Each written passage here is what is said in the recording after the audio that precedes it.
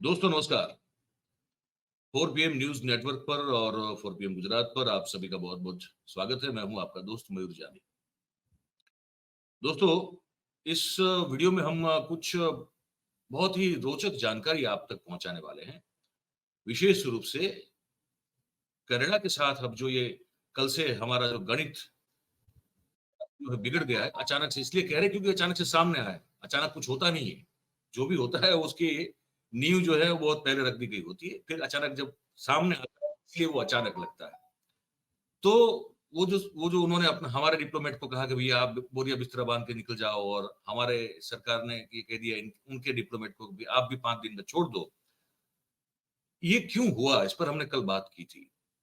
कारण उसका ये बताया गया कि वो जो हरदीप सिंह निज्जर है, जो कनाडा के सिटीजन है, और वो वहां उनकी गोली मारकर जून में जो है हत्या कर दी गई, और कनाडा की सरकार ने कहा कि इस हत्या के पीछे भारत सरकार के एजेंट्स जो है उनका रोल है। उतना ही नहीं, उन्होंने ये भी कहा कि हमारे जो टॉप डिप्लोमेट है वहां पे, राय साहब, मेरे ख्याल से राय साहब नाम है उनका, वो रो के जासूस हैं, ये भी कहा है। और उसके बाद फिर मामला जो है वो बिगड़ता जा रहा है। अमेरिका ने भी चिंता जताई, व्हाइट हाउस से भी इसका जो है इस पर टिप्पणी की गई, ऑस्ट्रेलिया के विदेश मंत्री ने भी इस पर टिप्पणी की। ठीक है, और भी बहुत सारे अब देश जो है उसमें लग रहा है कि इस जो कनाडा का जो कंसर्न है उसमें वो जुड़ते जा रहे हैं। अब देखिए, बताया जा रहा है कि लाखों की तादाद में हमारे भारतीय जो है वो कनाडा में रहते हैं।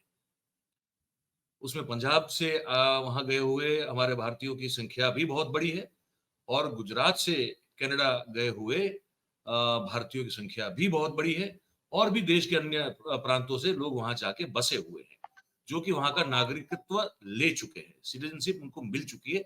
और बहुत सारे ऐसे हैं जो वहां पढ़ाई करने के लिए गए हैं, या तो वर्क वीजा पे गए हैं, ये भी ऐसे भी बहुत सारे लोग हैं। तो हमने सोचा कि हमारे दर्शक भी हैं, हमारे परिवार के दर्शक परिवार के एक सभ्य हैं, विशाल जी, जो स्थायी हो चुके हैं कनाडा में, और कुछ अपने निजी काम से जो है वो भारत आए हुए हैं वापस कुछ दिनों के लिए। तो उनका फोन आया हम पर। उन्होंने कहा कि मयूर भाई, इस पर हमने वो प्रोग्राम तो देखा, लेकिन बहुत कुछ ऐसी बातें हैं जो भारतीय कनेडियन होने के नाते हमको लगता है कि करनी चाहिए। तो मैंने कहा भाई आप ही आ जाइए हमारे कार्यक्रम में, क्योंकि आप जो इंफॉर्मेशन देंगे वो इंफॉर्मेशन जो है बिल्कुल फर्स्ट हैंड होगी। आप वहां रह रहे हैं, आप स्थायी हैं, आप अपना व्यवसाय कर रहे हैं वहां पे, और आपका परिवार भी वहीं है। तो मैंने कहा, मुझे लगा कि ये एक बहुत सही अवसर होगा कि जहाँ जो कनाडा में रह रहे हैं, जो स्थायी हैं, वैसे भारतीय के साथ एक बात की जाए, और उनसे बहुत सारी जो मन में तो बहुत सारे सवाल है वो भी पूछे जाए। तो मैंने उसको आज आमंत्रित किया है, तो उनको मैं जोड़ रहा हूँ हमारे कार्यक्रम में। तो आप सब जो है इनका स्वागत कीजिए। विशाल शिवरे जी हैं, और वो हमारे, मैंने कहा, दर्शक परिवार के सभ्य तो है ही हैं, लेकिन कनाडा में रहते हैं, स्थायी हैं। तो विशाल जी, आपका 4 PM पर बहुत बहुत स्वागत है। धन्यवाद मयूर जी, बहुत बहुत धन्यवाद। मुझे एक सबसे पहला सवाल जो मन में आता है वो ये है कि मैं आज पढ़ रहा था, मैं कुछ चीजें मैं पढ़ता रहता हूँ, तो मैंने कुछ चीजें रखी है मेरे सामने। तो मैं उसमें से खोल के आपको जो है बताने की कोशिश करता हूँ कि मेरी जानकारी सही है या गलत है। पहले तो आप इस पर जो है टिप्पणी जरूर करें कि ये जो जस्टिन ट्रूडो साहब हैं, ये इनके पिता भी प्रधानमंत्री रह चुके हैं कनाडा में। ठीक है, और वो जो अ, बहुत विवादास्पद व्यक्ति तो माने जाते हैं। तो ये क्या इनकी कोई एक वो हो सकती है, एक तरह के प्रोपेगेंडा हो सकता है, या इसका बहुत बड़ा आरोप लगा है भारत पर। पहले मैं उस चीज को समझना चाहता हूँ कि वो उनको कितना सीरियसली लिया जाता है कनाडा में, ये बताएं जरा आप। मयूर भाई, जस्टिन ट्रूडो साहब के पिताजी कनाडा के प्रधानमंत्री थे, हम्म। और वो बहुत ही पॉपुलर प्रधानमंत्री थे। जी। जस्टिन ट्रूडो साहब भी दूसरी बार प्रधानमंत्री बने हैं, और जस्टिन ट्रूडो साहब कंट्रोवर्शियल तो नहीं, लेकिन पॉपुलर जरूर है। जी। उनकी बहुत ख्याति है पूरे कनाडा में, पूरे नॉर्थ अमेरिका में, जी। और वो दूसरी बार चुनाव जीत चुके हैं, और जी। बहुत आप बड़े बिल्कुल। बहुत बड़े जी जी कनाडा आप। के जनता हम्म। की वो प्रतिनिधित्व करते हैं। तो इसमें तो कोई शक नहीं है, जिस तरह से मोदी जी भारत में पॉपुलर हैं, उस तरह से ट्रूडो साहब कनाडा में पॉपुलर हैं। क्योंकि ये भी यहाँ हमारे मीडिया में कुछ ऐसी चीजें जो है वो छप रही है, तो मैं उसको क्रॉस चेक करना चाहता हूँ कि भाई कुछ यहाँ हमारे यहाँ ऐसा भी छपा है कि ये जो ट्रूडो साहब जो हैं वो ओंटारियो से आते हैं बिल्कुल और ओंटारियो से नहीं, वो उसके बगल में एक प्रांत है, जी, वहां से आते हैं। अच्छा, तो ये बताया जा रहा है यहाँ पे कि जो सिख समुदाय है हमारा, सिर्फ हमारे जो भाई बहन सिख भाई बहन है जो, वो ब्रैम्पटन, सरे, कैलगरी और एडमंटन, ये 4 शहरों में उनकी बड़ी तादाद है। ये सच है क्या? बिल्कुल, बिल्कुल, इन 4 शहरों में बहुत ज़्यादा तादाद अच्छा, में है। हाँ, और इन 4 शहरों में लगभग जो जनप्रतिनिधि हैं आजकल, वो भी सिख समुदाय के ही हैं। और सिख समुदाय का कनाडा के चुनाव पर, उनके इलेक्शंस पर, उनके मतदान पर बहुत बड़ा असर है। अच्छा, क्योंकि यहाँ पे ये भी लिखा गया है कि ये जो ट्रूडो परिवार है, उनका कनाडा की पॉलिटिक्स में बहुत बड़ा पॉलिटिकल वर्चस्व है और अगर उनको अपना ये राजनीतिक वर्चस्व और अस्तित्व अगर टिका के रखना है, तो उनको अपने उस क्षेत्र में जहाँ आप कह रहे हैं ओंटारियो के बगल का है, वहाँ उस पूरे इलाकों में उनको सिख समुदाय को कहते हैं कि मतलब कि उनको बिल्कुल हथेली पे रखना पड़ेगा और ये कहा जा ये रहा है बात कि वो जी, इसीलिए जो है इस चीज को बल दे रहे हैं। ये इसमें कितनी सच्चाई है? नहीं, ये बात पूरी तरह से सच नहीं है। अ, आप थोड़ा जोर से बोलिएगा। ये बात पूरी तरह सच नहीं है। जी, सिख समुदाय थोड़ा का विस्तार से बताओ। कनाडा के मतदान पर काफ़ी प्रभाव है, लेकिन बहुत बड़ा प्रभाव है, मैं इस बात को नहीं मानता, पहला। दूसरी बात, जो ट्रूडो साहब कह रहे हैं, वो उस कनाडा की राजनीतिक और सामाजिक सच्चाई है। वो लिबरल डेमोक्रेसी में विश्वास रखते हैं, ये पार्टी लिबरल पार्टी है। यहाँ पे कानून व्यवस्था और जो कॉन्स्टिट्यूशन है, उसकी सबसे अहम होता है। यहाँ पर लोगों को civil liberties, constitutional rights, freedom of expression, freedom of press, इन सब चीज़ों का अपना अलग महत्व है। और यहाँ के प्रधानमंत्री या कोई भी व्यवस्था किसी दूसरी व्यवस्था में इंटरफेयर नहीं कर पाती है। अभी कुछ समय पहले का ही एक केस था, जहाँ पर एक चाइनीज़ एक हुआई की सीएफओ थी, उनको इमिग्रेशन पे पकड़ लिया था। बहुत सारे प्रेशर के बाद भी ट्रूडो साहब ने उनको पूरे लीगल प्रोसीजर के बाद ही वो चाइना कनाडा से जा पाईं। तो नहीं, नहीं, इस बात में कोई सच्चाई नहीं है कि उनको ये बात वो किसी प्रेशर में आके कर रहे हैं। जी नहीं, बिल्कुल भी नहीं। अच्छा, पर एक आरोप ये लग रहा है विशाल जी कि और भी जो है बहुत सारी ऐसी घटनाएँ हुई है, कुछ 19 घटनाओं की बात कर रहे हैं। जहाँ पे भारतीय समुदाय पर या उनके मंदिरों पर या इन सब पर जो है वो हमले हुए हो या कुछ उनके खिलाफ हरकतें हुई हो, हिंसा हुई हो, पर वहाँ पे ट्रूडो साहब ने कोई एक्शन नहीं लिया। ऐसे आरोप भी यहाँ हिंदुस्तान में लग रहे हैं अभी। जी, इस तरह की घटनाएँ हुई हैं। और इस तरह की घटनाएँ एक किसी मंदिर में या किसी अ, स्वामीनारायण के मंदिर में या अन्य तरह के मंदिरों में ग्राफ़िटी बनाने की, उनके दरवाज़ों पर कुछ लगाने की घटनाएँ हुई हैं। उन घटनाओं, चूँकि वो लोकल पुलिस के अंतर्गत आती हैं, उन लोकल पुलिस ने उन घटनाओं का संज्ञान लिया है। उन्होंने स्टेटमेंट्स जारी किए हैं समय-समय पर। जब ये घटनाएँ हुई थी, तब हमको भी बड़ा कंसर्न कर रही थी सिटीज़न।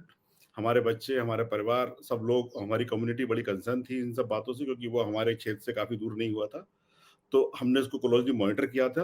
वहाँ की पुलिस ने बाकायदा इस पे स्टेटमेंट जारी किए। उन्होंने उसकी प्रोटेक्शन के लिए, उसकी सिक्योरिटी के लिए और आगे भविष्य में ना हो, इसके लिए काफ़ी सारे प्रयोजन भी किए हुए हैं।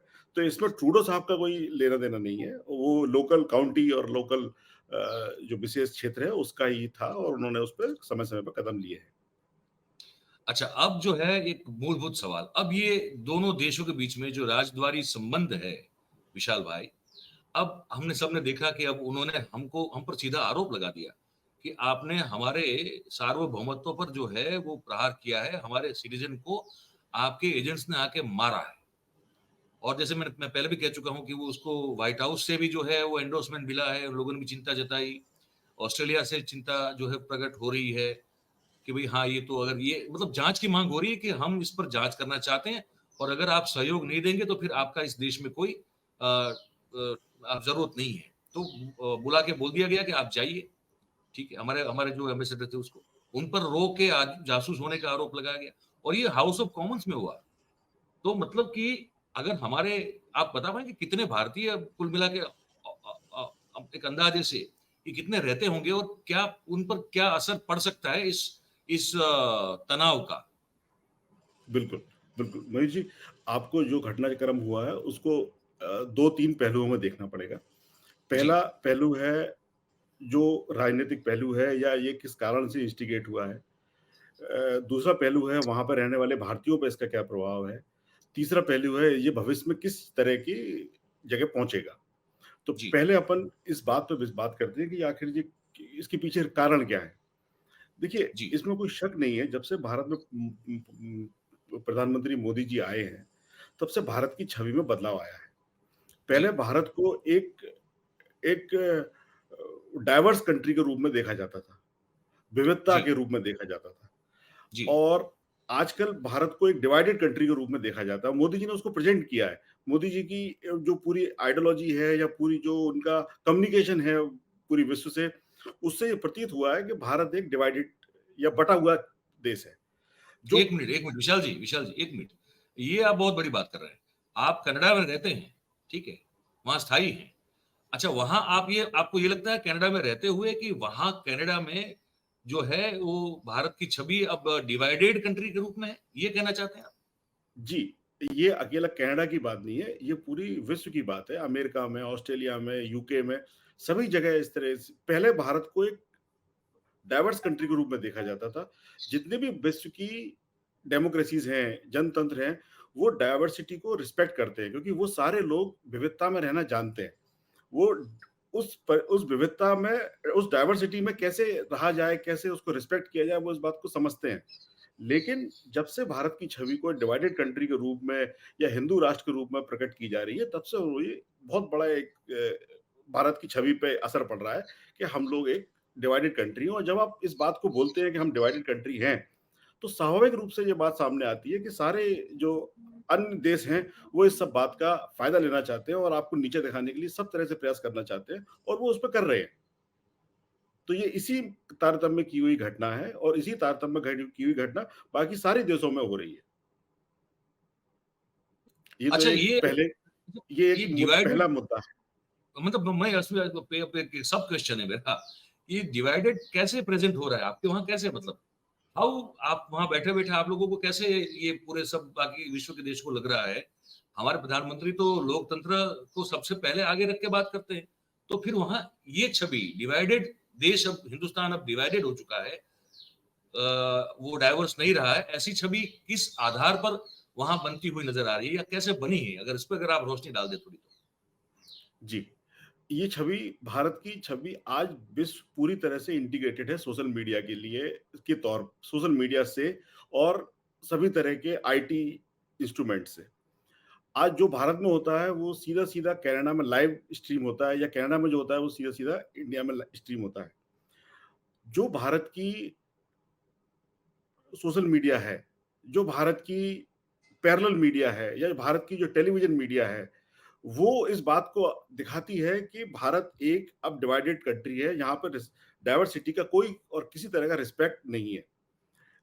ये बात आज कल की ही बात देख लीजिए, किसी एक बड़े टीवी चैनल ने अपने उसमें न्यूज़ लगाई थी कि अब भारत और कनाडा की फ़ौजें आमने-सामने। अभी तो कुछ भी नहीं हुआ है इस तरह का, लेकिन वो फ़ौजें आमने-सामने हो रही है टीवी पे। सो ये जो मीडिया के द्वारा जो छवि बनाई गई है, इसका वहाँ के पॉलिटिकल सिस्टम पे और हमारे इंडिया के पॉलिटिकल सिस्टम को इंडिया का पॉलिटिकल सिस्टम उस छवि का माइलेज लेने के लिए कनाडा के पॉलिटिकल सिस्टम को नीचे दिखाने की कोशिश करता है, जिसके कारण से ये हमारी छवि बनी है और ये बहुत ही घातक घातक चीज़ है वहाँ रहने वाले भारतीयों के लिए और भारतीय समुदाय के लिए। ये बड़ी आपने बड़ी डराने वाली बात कही है अभी विशाल भाई। आप क्योंकि आप वहाँ आप आप तो वहाँ स्थायी नागरिक तो है ना आपके पास तो कनाडा का आपके जी, पास, बिल्कुल। ऐसा कुछ, जी, है ना? जी, और मेरे ख्याल से काफ़ी काफ़ी साल से वहाँ रह रहे हैं आप बिल्कुल, और आपके व्यवसाय को हमारी जो बात हुई थी इसके चलते आप घूमते भी हैं, बहुत सारा आपका बिल्कुल, प्रवास बिल्कुल, भी और देशों में होता है। बिल्कुल। ये अगर अगर हमारी टेलीविज़न चैनल जो जो हम तो इनको यहाँ गोदी मीडिया कहते हैं, अगर जी, उसको देख के अगर वो छवि बन रही हो तो वो तो बड़ी खतरनाक बात कही आपने। मतलब वो कोई आधिकारिक प्रवक्ता तो है नहीं सरकार के, तो उनको देख आधिकारिक के वो। प्रवक्ता आधिकारिक प्रवक्ता तो नहीं है, लेकिन वो जिस तरह से भारत की छवि को प्रेजेंट करते हैं, जी। भारत मोदी जी के आने से पहले, मोदी जी के आने के बाद, और जो विश्व गुरु की छवि को प्रेजेंट किया जाता है, वो सारी चीजें आज विश्व पटल पर भारत की छवि को डिवाइडेड कंट्री के रूप में खड़ा करती हैं, ना कि डाइवर्स कंट्री के रूप में। चलो ये तो बड़ी आपने एक यहाँ जो अंधभक्त हैं जो चश्मा लगा के या तो आंख बंद करके जो सो रहे हैं, उनके लिए जगाने वाली बात कही। अगर उनके कानों तक ये बात पहुंच पाए तो बहुत अच्छी बात है। ये हम नहीं जानते थे। हमको तो लग रहा था कि भाई जब भी मोदी जी कहीं भी जाते हैं तो इंडियन डायस्पोरा जो होता है, भारतीय समाज के लोग जितने भी होते हैं वहां पे, वो वो ढोल और ताशे लेकर पहुंच जाते हैं, ब्यूगल बजा देते हैं, नरेंद्र मोदी जिंदाबाद जिंदाबाद, मोदी मोदी के नारे लगते हैं। ये सब तो हम तो, और क्योंकि प्रधानमंत्री आधा साल तो शायद वो अन्य देशों में घूमते फिरते रहते हैं, तो हम जी, तो वो जो बिल्कुल, दृश्य देखते हैं आपकी बात एकदम तो हमको सत्य है। तो लगता है कि मैं भैया आपको मैं आपको इस पे एक बात आपको बताता हूँ। हम्म, Modi ji America medicine square में आए थे 2014 या 15 में। जब मोदी जी मेडिसिन स्क्वायर में आए थे, उससे पहले मोदी जी का वीज़ा अमेरिका ने रद्द किया हुआ था और उनकी जी अमेरिका में आने पे बैन, और काफ़ी अन्य देशों में उनके आने पे बैन लगा हुआ था। चूँकि वो भारत के प्रधानमंत्री बने और भारत के प्रधानमंत्री बनने के साथ-साथ में एक हेड ऑफ द स्टेट के नाते उनको डिप्लोमैटिक वीज़ा और डिप्लोमैटिक पासपोर्ट मिला और उसके तहत वो उन्होंने अमेरिका की यात्रा की। उस यात्रा में बहुत सारे भारतीय उत्साहित थे, बहुत सा सभी क्षेत्रों के भारतीय उत्साहित थे। उस प्रोग्राम में मैं भी गया था, मैंने भी शिरकत की थी और जब उस प्रोग्राम में गया था तो एक अलग तरह का भारत दिखा था मुझे। अभी रिसेंटली मोदी साहब अभी अमेरिका गए थे वॉशिंगटन में। उस प्रोग्राम में अब कोई नहीं था, मयूर भाई। उस प्रोग्राम में केवल और केवल गुजरात के लोग थे और कोई नहीं था उसमें। तो मोदी जी की छवि अच्छा। जो थी, मोदी जी की जो छवि भारत के प्रधानमंत्री की थी, एक बड़े देश की और और एक डेमोक्रेटिक प्रधानमंत्री की थी, उस छवि से अब आज की डेट में कोई भी अभी जो प्रोग्राम माननीय मोदी जी का हुआ वॉशिंगटन में, उसमें मात्र और मात्र गुजरात के लोग थे और कोई नहीं था।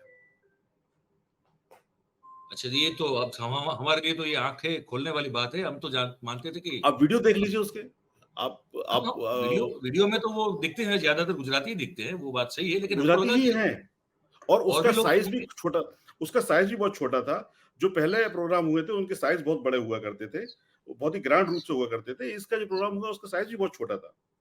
तो मतलब ये भी मान लिया जाए कि ये जो फ्रांस में गए थे और फ्रांस में भी जो हुआ, एक पूरा भव्य एक उन्होंने जो इंडियन डायस्पोरा से बात की, जब वो हर जगह जाते हैं करते हैं, तो वो भी शायद हमने वहां भी गुजराती ही देखे ज्यादातर। तो मुझे लगता है शायद यही अब चल रहा है कि मैक्सिमम जो गुजराती लोग हैं वो शायद जा रहे हैं। और मयूर भाई, एक और आप बात समझिए, गुजराती माइग्रेशन वर्ल्ड वाइड 1920, 1914 के समय चालू हुआ था और ये चलता ही गया। आपने देखा होगा शायद महात्मा गांधी भी पहले विदेश गए थे, साउथ अफ्रीका गए, अमेरिका गए, यूके में पढ़ाई की थी।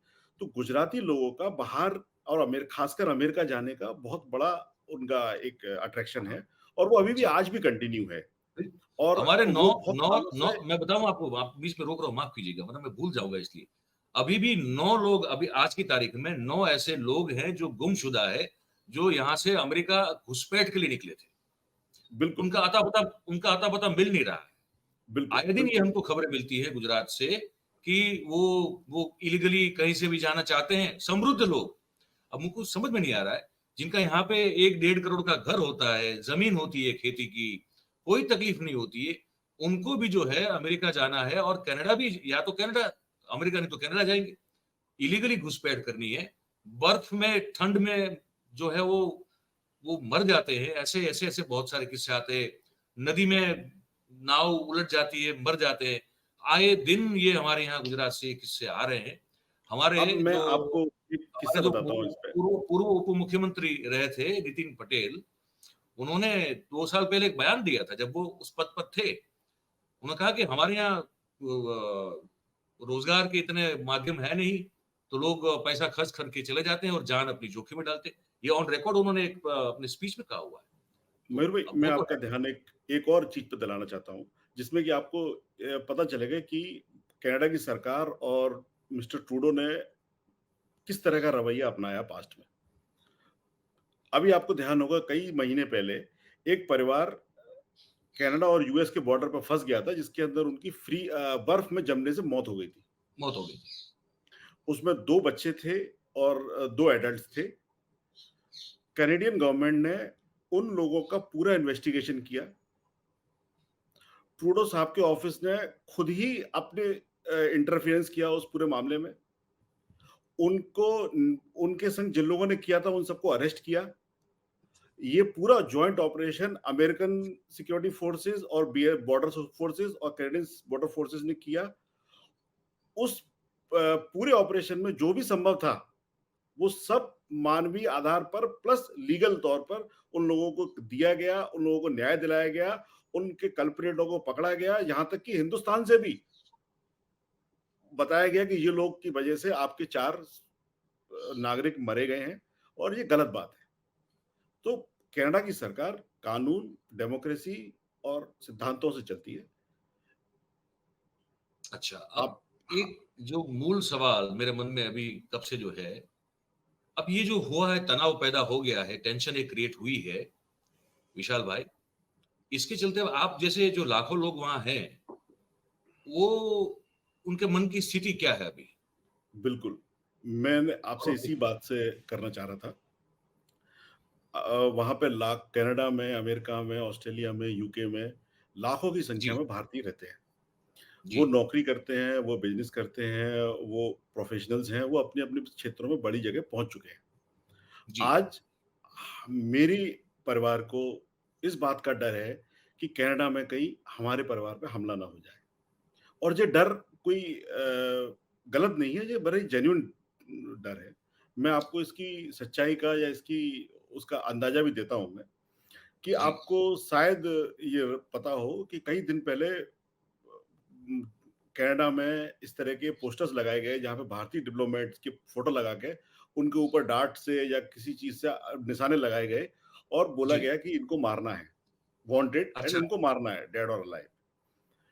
इससे पहले कई मंदिरों की दीवारों पे ग्राफ़िटी लिखी गई, हिंदुस्तान के खिलाफ नारे लिखे गए, हिंदुस्तान के झंडे को गलत तरह से पेश किया गया। ये सारी चीज़ें इस बात का द्योतक है कि ऑलरेडी प्री वार्निंग्स आ रही हैं। अब फ्लैश पॉइंट आ चुका है और किसी न किसी दिन कुछ न कुछ बड़ी घटना हो सकती है किसी भी नागरिक के साथ या किसी भी स्थिति के में। तो या हम लोग इससे बहुत ज़्यादा चिंतित हैं। यहाँ पे व्हाट्सएप पे इस हमारा जो कल्चर है, हमारा जो समाज है, वो इस तरह की बातें कर रहा है, वो बड़ा चिंतित है। सोशल मीडिया के ग्रुप्स हैं, ब्रैम्पटन मॉम्स, टोरंटो मॉम्स, बहुत सारे ग्रुप हैं जिस पे इस तरह की चिंता है वो वाकई में जता रहे हैं। और ये मयूर भाई, ये सीरियस मुद्दा है।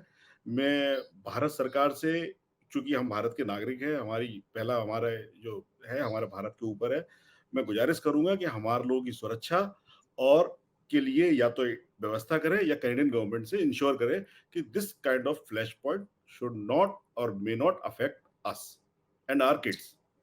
मुझे एक चीज़ बड़ा साफ अगर बता पाएँ आप, आपके अपने निजी परिवार आपके परिवार पर और निजी जीवन पर कल से आज तक क्या फ़र्क पड़ा है? बिल्कुल, 2 बातें हुई हैं। हमारे बच्चे स्कूल जाते हैं, जो कि सुबह बस से जाते हैं और शाम को बस से आते हैं। चूँकि ये सब हुआ उस वक़्त वहाँ पे रात हो रही थी और सुबह होते-होते सब अनफ़ोल्ड हुआ और छुट्टी थी, उसके अगले दिन स्कूल जाना था। तो मेरे परिवार और मेरी बीवी और मेरी wife, she was not confident to drop them in the bus. She said कि she will go and drop them by the car. This is मतलब कि क्वाइट आपकी पत्नी जो है उन्होंने वो इतना मतलब सहम गई कि उन्होंने एक एक एक ये डेवलपमेंट से ये डिसाइड किया कि वो बच्चों को जो रूटीन में बस में भेजती है स्कूल के लिए, वो नहीं भेजेगी और खुद अपनी गाड़ी लेकर, कार लेकर उनको छोड़ने के लिए और लेने के लिए जाएगी। ये एक करे आप। बिकॉज़ वो सेफ नहीं फ़ील कर रही हैं अब। अच्छा, और दूसरी बात? आपने कहा 2 वो बातें हैं। सेफ अब वो सेफ नहीं फ़ील कर रही हैं और ये स्कूलों में भी इस तरह की घटनाएँ हो सकती हैं, अकेला रोड पे नहीं, स्कूलों में भी इस तरह की घटनाएँ होने के चांसेस हैं और कैनेडियन गवर्नमेंट ने इस बात का संज्ञान लिया है पा पिछले कुछ दिनों में। लेकिन ये बात बहुत ही गंभीर है। हम लोग वर्क प्लेस में काम करते हैं, हम लोग कैनेडियंस के बीच में काम करते हैं। हमको वाक़ई में इस एक सुरक्षा की भावना हमारी कम हुई है और हमको अब चौकन्ना रहना पड़ता है और रहना पड़ेगा। ऑस्ट्रेलिया में ये बहुत दिनों से हमारे रिश्तेदार इस बात की चर्चा कर रहे थे, लंदन में इस बात की चर्चा कर रहे थे।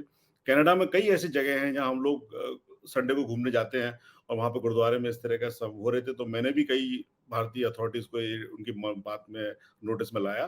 बट अब जो मामला है वो ओपन इन द आउट है एंड हम चाहते हैं कि भारत सरकार हमारी सुरक्षा के लिए कनाडियन गवर्नमेंट से रिक्वेस्ट करे या कुछ और इंश्योर करे।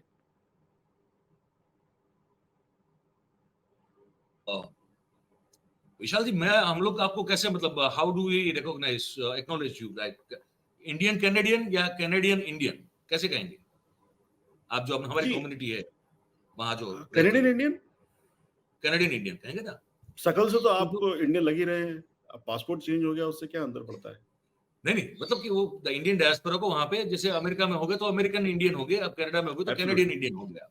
एब्सोल्युटली। जितने भी भारत से गए, जितने भी हमारे भाई बहन जहाँ रहते हैं, तो अच्छा, ये जो G20 समिट में जो ट्रूडो साहब आए थे, उसको लेकर भी कुछ ऐसी बातें सुनने में आ रही थी, लेकिन अगर आप जानते हो, कुछ ज्यादा जानकारी दे दो कि कुछ समय की बर्बादी को लेकर, हमारे जो तामझाम उसको लेकर भी कुछ बातें थी क्या? ऐसे कुछ किस्से हैं क्या? जी, देखिए मयूर जी, एक मैं उससे पहले एक दूसरी आपको बात बताने की कोशिश करता हूँ। देखिए हम लोग कनाडा में काम करते हैं। हमारे जी। साथ में काम करने वाले जॉन, जस्टिन, अब्राहम यही लोग हैं। जी। हमें उन्हीं के साथ मिलके अपना जीवन गुजारना है, हमें उन्हीं के साथ मिलके काम करना है। आज भारत की टोटल आबादी का 3 से 4% जो आबादी है वो भारत से बाहर रहती है और जी। भारत में करीब-करीब 75 बिलियन डॉलर वो हर साल भारत भेजते हैं, जो कि बहुत बड़ी रकम है भारत सरकार आप के कह रहे लिए। हैं और भारत 75 बिलियन? 75 बिलियन वर्ल्ड का सबसे ज़्यादा inward remittance by immigrants is done by Indians to India. बहुत बड़ी बात है ये। ये पूरे विश्व में सबसे ज्यादा इमिग्रेंट्स अगर किसी कंट्री में अपने देश को पैसा भेजते हैं तो वो हिंदुस्तानी है और वो आंकड़ा ओके। 75 बिलियन डॉलर का है। अच्छा, ये आंकड़े का सोर्स क्या है, मैं पूछ सकता हूँ? International remittance legal through bank हाँ, चैनल्स एंड थ्रू मनी दर्शक रेमिटेंस। दर्शकों को ये भी बताना ज़रूरी है कि भई कहाँ से आप हम लोग ये आंकड़ा दे रहे हैं। नो, जी। भारत सरकार खुद बोलती है। भारत सरकार जी। खुद बोला है कि हमारा पिछले कई सालों में 2 साल में हमारा रेमिटेंस है जो इंडिया में बढ़ा है। तो वाक़ई जी। में बढ़ा है और वो सब सारा रेमिटेंस भारतीय अपनी मेहनत से कमा के और फिर ही इंडिया भेजते हैं। जी। पहली बात तो ये है। दूसरी बात मयूर जी, आप जहाँ जी। तक ऐसी एक भ्रांति है कि मोदी जी के आने के बाद इज़्ज़त बढ़ी है हमारी। देखिए हुँ। इज़्ज़त किसी समाज में आपको दी नहीं जाती, आपको इज़्ज़त ली जाती है। कमाई जाती है। कमाई जाती है इज्जत और वो हुँ। इज्जत हुँ। आपके व्यवहार से, आपके चरित्र से, आपके चाल-ढाल से, आपके काम प्रोफेशनलिज्म से वो आपको अर्न करना पड़ती है over a period of time. जी, बिल्कुल। और जो कि हमारे भारत के लोगों ने सालों साल काम करके वो इज्जत अमेरिका में, कनाडा में सब जगह और इन्हीं कारणों से वो आज वहाँ पे प्रधानमंत्री हैं कई देशों में वो एमपीज़ हैं, एमएलएज़ हैं, इस तरह से हैं वो। वो वहाँ के लोगों से इज्जत जब उनको देते हैं तभी वो बने हैं। या उनकी बिल्कुल। बात वो लीडर समझते तभी वो बन पाए। इज्जत का कोई आप इज्जत किसी से छीन नहीं सकते। आप इज्जत को आपको कमाना ही पड़ेगा। तो जहाँ पे आप ये सोचना कि इज्जत अपनी बढ़ी है, ये इज्जत आप किसी को डरा के इज्जत नहीं ले सकते। आज की डेट में भारत के लोगों का एक डरा हुआ या डराने या धमकाने जैसी स्थिति खड़ी हो रही है और हम उससे इज्जत नहीं ले पाएँगे। हमारे लिए दिन पे दिन कनाडा में, अमेरिका में रहना डिफिकल्ट हो जाएगा। आप ये कह रहे हैं कि भारत सरकार के दूसरे देशों के प्रति जो उनकी फॉरेन पॉलिसी का जो रवैया है, वो डराने वाला है, ये कहना चाहते हैं आप? एब्सोल्युटली। आज आप अमेरिका आज आज एक टीवी चैनल पे ये न्यूज़ चल रही है कि भारत और कनाडा की सेना आमने-सामने। देखते हैं कौन कितना बड़ा। अब इस परिस्थिति में आप मुझे बताएँ, कौन-सी कनाडियन कंपनी मेरे को काम देगी? कौन-सी कनाडियन कंपनी मेरे को हमारे और भारतीय उनको अपनी नौकरी पर रखेगी? कौन-सी बैंक हमको लोन देगी काम करने के लिए, मकान खरीदने के लिए, गाड़ी खरीदने के लिए? आप इस बात की सच्चाई को समझिए की कोशिश करिए। या अगर ऐसा कुछ बिल्कुल। प्रोविज़न हो कि हमारी जॉब चली जाती है तो गवर्नमेंट ऑफ इंडिया हमको पैसे देगी। या हमको बिज़नेस लॉस हो जाता है, हमारे कस्टमर क्लाइंट कम हो जाते हैं तो गवर्नमेंट ऑफ इंडिया हमको पैसे देगी। मतलब कि ये जो विश्व गुरु बनने का जो खुमार छाया हुआ है सर पे, उस खुमार के चलते ये सब नुकसान है जो आप जैसे हमारे जो भारतीय भाई-बहन हैं जो बाहर रह रहे हैं, उनको इस तरह से भुगतना पड़ झेलना सकता है। पड़ रहा है, सकता नहीं है, पड़ अच्छा पड़ रहा रहा है। है, एब्सोल्युटली पड़ अच्छा रहा शुरू है, हो गया मतलब, असर शुरू बहुत हो पहले गया। से, बहुत पहले से। मैं आपको कुछ स्टैटिस्टिक्स बताता हूँ। जी, अभी आपने शायद सुना हो कि भारत के विदेश मंत्री कई देशों से भारतीयों को इंडिया में लेके आए। उनके लिए बाहर यहाँ से बड़े-बड़े जहाज गए और उनमें लेके आए। उनको लाने की स्थिति क्यों खड़ी हुई? उनको वहाँ से जॉब से निकाला गया। उनको वहाँ से उनके संग अत्याचार होने लगे। अभी दुबई में ऐसी न्यूज़ मीडिया रिपोर्ट्स थी कि कई लोगों ने भारत के खिलाफ और दुबई की सरकार के खिलाफ सोशल मीडिया में प्रचार किया। दुबई की सरकार ने उन लोगों को नौकरी से भी निकाला और देश से भी निकाला और उसके बाद उनको इंडिया वापस भेजा गया। और गवर्नमेंट ऑफ दुबई और वहाँ की प्रिंसेस ने ऑफिशियली वार्न किया कि इस तरह की हरकतें टॉलरेट नहीं की जाएँगी। तो मेरा सवाल ये है, जो लोग वापस गए उनको भारत सरकार ने नौकरी दी या उनको कंपनसेशन दिया? अरे सर, विशाल जी, जो है यहाँ कहीं गए नहीं, उनको नौकरी नहीं मिल रही तो जो बाहर से आएँगे उनको कहाँ नौकरी तो देंगे? जो लोग भारत जाके नौकरी करके अपना गुज़ारा कर रहे हैं या अपने गुज़र-बसर करके भारत में पैसा भी भेज रहे हैं, आप उन लोगों के संग हमदर्दी रखने के बजाय या किस तरह की ये नीति है, जो परेशान करने वाली नीति है? तो आप जो समुदाय है, आप हमारे जो बाहर बसे हुए भारतीय समुदाय के लोग हैं, आप क्या मतलब आप क्या चाहते हैं? आप आपकी उम्मीद किससे है? इस पूरे मामले में तनाव कम हो और मतलब वो उम्मीद कहाँ से रखते हैं आप? किस जगह से रखते हैं? और फिर वो सवाल इसके पीछे ये आता है कि उन्हीं से क्यों रखते हैं, जिससे आप रखते हो? मैं आपको एक बहुत छोटा-सा एग्ज़ाम्पल देता हूँ, जो मेरे संग हुआ है। मैं कनाडा में अपने घर के पास एक मंदिर में जाता था। कोविड के टाइम पे भक्तों का आना कम हो गया। उस कारण से मंदिर में दान आना भी शायद कम हो गया होगा। चूँकि मंदिर के बहुत सारे खर्चे थे, वो खर्चे कोविड के टाइम पे पूरे नहीं हो पा रहे थे। तो वहाँ के जो वरिष्ठ पुजारी थे, उन्होंने मुझे फ़ोन किया और मुझसे बात की, चूँकि कोविड में ज़्यादा मिलना-जुलना था नहीं। तो उन्होंने मुझसे बात की, उन्होंने मुझसे बोला कि ये हमको इस तरह की स प्रॉब्लम आ रही है और वगैरह-वगैरह।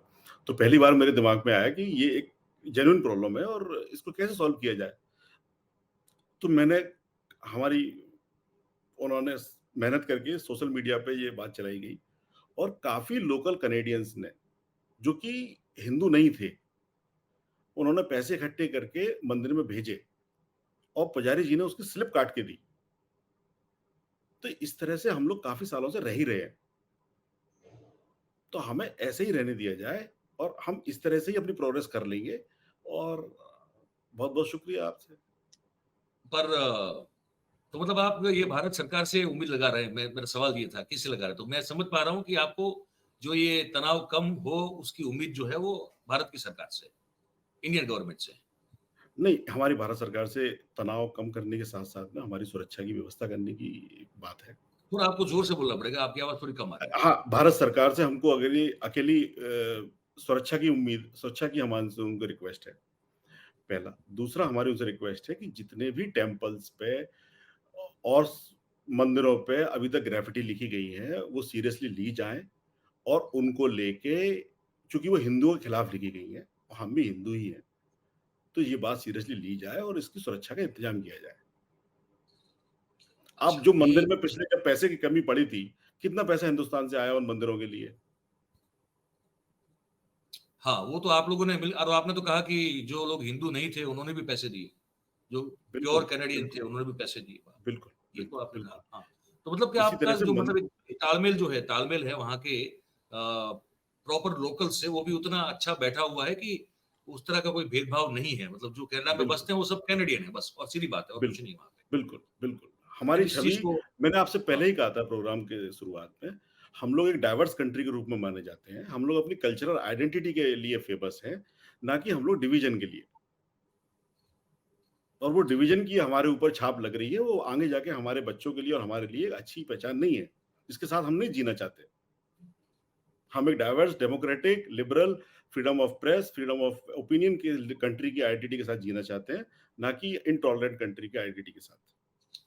तो देखिए जो हमारे ये यहाँ मैंने लिखा हुआ हिंदुस्तान है। में तो यहाँ हिंदुस्तान में तो हमारे यहाँ भारत में तो विशाल भाई अब कुछ चर्चा ऐसी हो रही है अभी बहुत सारे सोशल मीडिया प्लेटफॉर्म्स पे कि जब से मतलब इस तरह की जब आउटसाइड ऑफ द कंट्री जब वो किलिंग्स शुरू हुए हैं अब कभी भारत सरकार ने इसका कोई अब ऑब्वियसली कोई ऑफिशियल श्रेय तो आधिकारिक रूप से वो लिया नहीं कभी लेकिन जो हमारे जो लोग हैं देश के बहुत सारे जो अ, वो कहते हैं कि देखिए अब हमने भी जो है मोसाद की तरह और केजीबी की तरह और सीआईए की तरह हमने भी अब जो देश के दुश्मन जो है उनको अब खत्म करने का ऑपरेशन जो है हमने भी शुरू किया है और फिर मसल फ्लेक्सिंग वगैरह की जाती है कि हम अब जो है हम उन सब की श्रेणी में आ गए हैं एक सोच यहाँ ये भी है मयूर भाई, मुझे इसकी आधिकारिक जानकारी नहीं है कि भारत सरकार ने किया है कि नहीं किया है, और नहीं मुझे तो इसका उसको नहीं बिल्कुल किया अंदाजा देखिए भी नहीं क्योंकि उसका कोई आधिकारिक रूप से किसी सरकार ने कभी सरकार तो इसको चैलेंज कर रही है ना कि भाई हमने तो नहीं किया देखिए, है मुझे बिल्कुल भी लेकिन आइडिया नहीं है इस लोग बात यहाँ पे का। ये मान रहे हैं मैं ये कह रहा हूँ लोगों का ये मैं आपसे मैं आपसे 2 बातें बताता हूँ। बिल्कुल मुझे इसका आइडिया नहीं है, भारत सरकार ने इस तरह के ऑपरेशन किए हैं या करने की प्लानिंग है या कितने कर चुके हैं, मुझे बिल्कुल आइडिया नहीं है।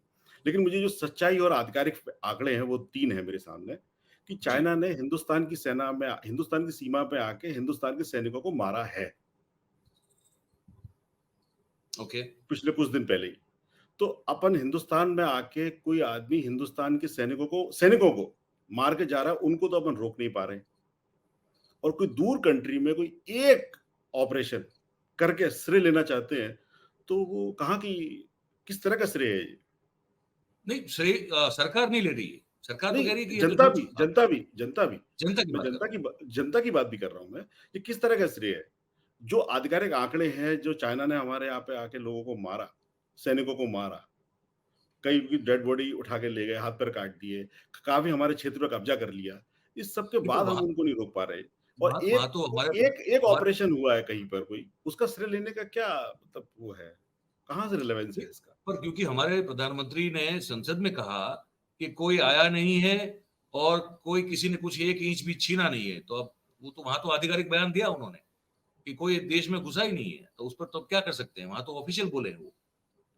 यहाँ कोई ऑफ़िशियल स्टैंड नहीं है, लेकिन जो भक्त लोग बिल्कुल। हैं, वो मसल फ्लेक्सिंग कर रहे हैं कि देखिए, हम वहाँ भी ऑपरेशन कर रहे हैं, हमने ऑस्ट्रेलिया में भी किया, हमने कनाडा में भी किया। देश के दुश्मन जो हैं, उनको हम चून-चून के मार रहे हैं। इस तरह का यहाँ एक माहौल जो है, वो मयूर भाई, क्रिएट किया करने की ये जाने की कोशिश की जा रही है। मयूर भाई, ये ऑपरेशन भारत विभिन्न देशों में रहने वाले भारतीयों पे हो रहा है। उनके परिवारों के संग गलत हो रहा है। उनकी फ्यूचर की जीवन पर, उनके फ्यूचर के व्यवसाय पर, उनकी फ्यूचर की नौकरियों पर इसका बहुत सीधा इम्पैक्ट पड़ेगा। भारत की मीडिया को और भारत की सोशल मीडिया को और भारत की सोशल मीडिया मैनेज करने वालों को इस बात को सोचना चाहिए कि हम भी उनके भाई हैं, और ये ठीक नहीं है। हमको मुझे नहीं लगता ये किसी तरह से हमको हेल्प करने वाला है। इस तरह का प्रोपेगेंडा, इस तरह की बातें या इस तरह की लड़ाई हमको हेल्प करने वाली नहीं है। क्योंकि मुझे लगता है कि इसका कारण एक ये भी है कि अगर एक बार मान के भी चले कि चलिए कुछ गुप्त ऑपरेशन होते हैं, सीक्रेट ऑपरेशन होते हैं, शायद हो, लेकिन उसके बाद फिर ये सोचना बहुत ज़रूरी हो जाता है कि हम लोग जो हैं, वो एक ऐसा देश है जिससे लाखों की तादाद में लोग अलग-अलग देशों में गए हैं, पीढ़ियों से और वो स्थायी हुए हैं। तो वहाँ वो अपना जीवन बसर कर रहे हैं, अपना रोज़गार उनका वहीं है, उनके जनरेशन जो है 1 कभी 2 कुछ जगह पे 3-3 जनरेशन वहाँ उनकी हो चुकी है और अगर उनको अगर इस तरह के ऑपरेशनों के चलते अगर कुछ झेलना पड़ेगा, तो फिर कैसे बचाएँगे? मयूर जी, मुझे लगता नहीं है भारत सरकार को किसी तरह की सीक्रेट ऑपरेशन की ज़रूरत है। भारत सरकार को बड़ी ओपन एंड आउट और पब्लिकली ऑपरेशन करना चाहिए, बेरोज़गारी को हटाने के लिए, इन्फ्लेशन को कम करने के लिए, महिलाओं को सम्मान देने के लिए, रिज़र्वेशन से पहले रिस्पेक्ट की बात करना चाहिए महिलाओं को। इस तरह जी, से करने से ओपन एंड आउट करना चाहिए, जिससे कि हम लोगों का जाना ही बंद हो जाए और हम उन देशों में जाके छोटी-छोटी नौकरियाँ और इस तरह के काम नहीं करें, जो बहुत ही तकलीफ़देह हैं, और यहाँ हम अपने देश में कंट्रीब्यूट कर सकते हैं। तो सीक्रेट ऑपरेशन की बजाय भारत सरकार को बिल्कुल ओपन ऑपरेशन करना चाहिए रोज़गार को लेके, और टैलेंट को जॉब देने के लिए, टैलेंट को बिज़नेस अपॉर्च्युनिटीज़ देने के लिए, इसमें क्या छुपाने की बात है? करें ओपन एंड आउट एंड हम लोग वी विल सपोर्ट इट।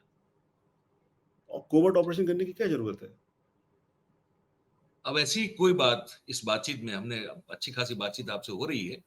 ऐसी कोई बात जो मुझसे मैं चूक गया हूँ, आप शायद बताना चाहते हो लेकिन मेरे दिमाग से वो निकल गई हो, ऐसी कोई भी बात हो, तो आप कृपया बता दें।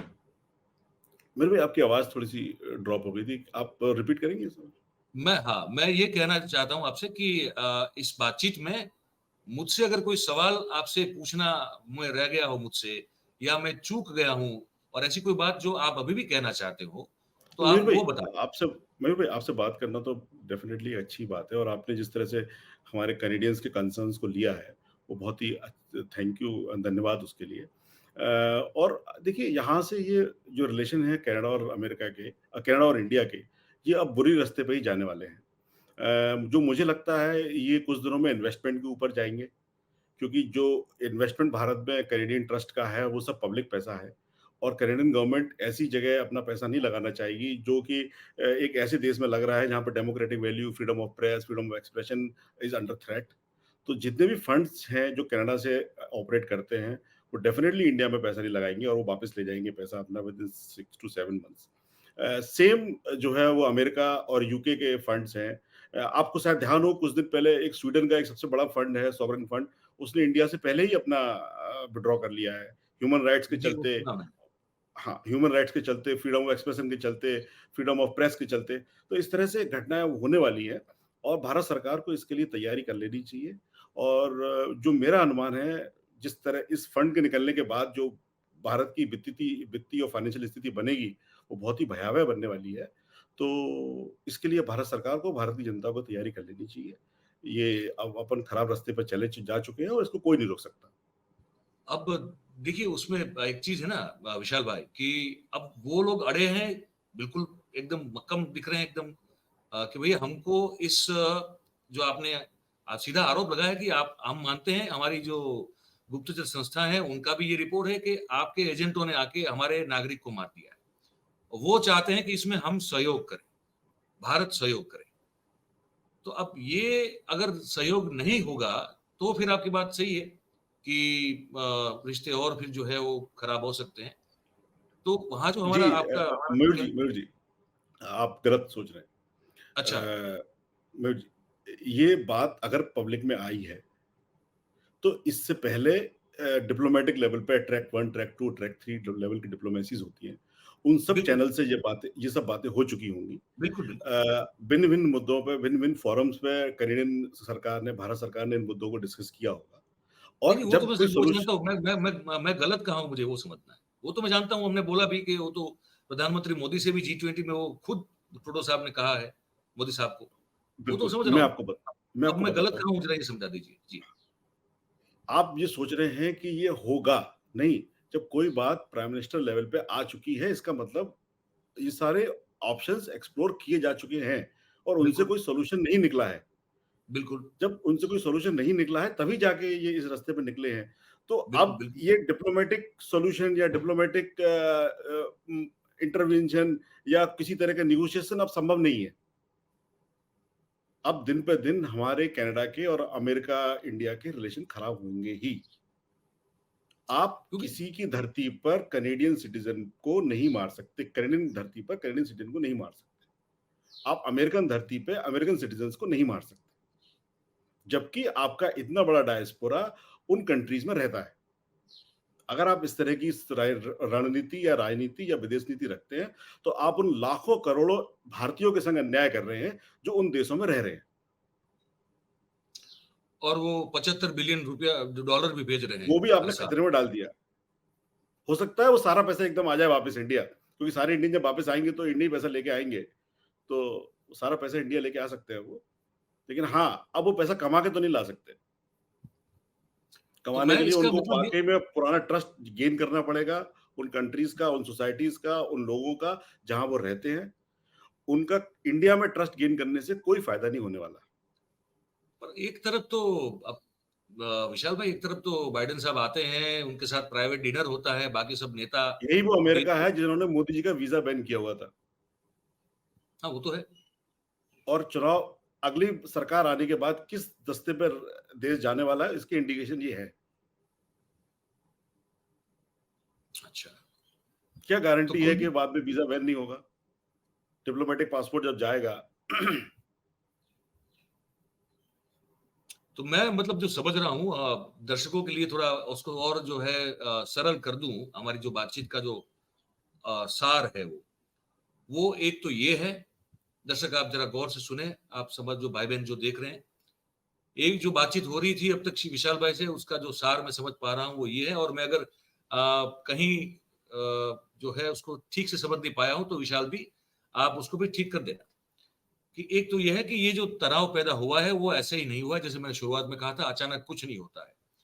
ये डिप्लोमेटिक लेवल पे हर तरह से, मतलब prime minister to prime minister, one to one बातचीत होने के बाद जब कनाडा सरकार की बात को भारत सरकार ने नहीं माना है, तब जाके ये फैसला लिया गया है।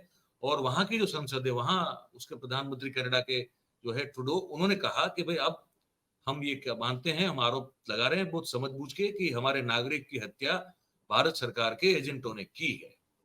तो इसका मतलब ये हुआ कि अगर वो जो मांग कर रहे हैं कि हमको जांच करनी है और जांच में सहयोग चाहिए भारत सरकार से, जो हमारी सरकार देने से साफ मना कर चुकी है, तो इसके चलते अब आने वाले दिनों में अगर हमारी सरकार ने कोई सही रूप से डिप्लोमेटिक तरीके से कोई अगर रास्ता नहीं निकाला, तो भारत और कनाडा के बीच के रिश्ते जो हैं वो और खट्टे होते जाएंगे, और जितने हो सकते हैं उतने होते जाएंगे।